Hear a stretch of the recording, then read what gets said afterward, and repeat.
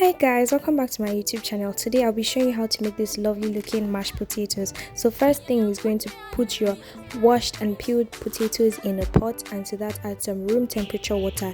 You want to make sure this is not already hot and boiling water so that the potatoes can cook through. You check if it's cooked with a fork, and then once it's cooked through, you take this out and put in a mixer. If you don't have a mixer, you can use a food processor or a potato masher to do this part. So I decided to use a whisk to break it up a bit before going ahead to use my mixer and mix it. So here I have attached the mixer to it, and then I'm just going to cover it and let it whisk for a while. And then I'm going to put some milk, and then I'm going to go ahead and add some salt and also some butter. This is what makes it really creamy, guys. I realized you couldn't see, so I took it out the covering. I added some black pepper and some garlic powder and some white pepper.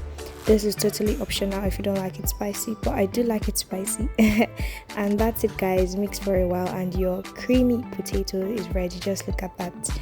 So you serve up however you like. I decided to just I'll plate mine and then add some drizzle some melted butter over it, and then I went ahead to sprinkle some vegetables on top, and I'm telling you, this is how you should make your mashed potatoes. If you're not making your mashed potatoes like this, you're not making it the right way.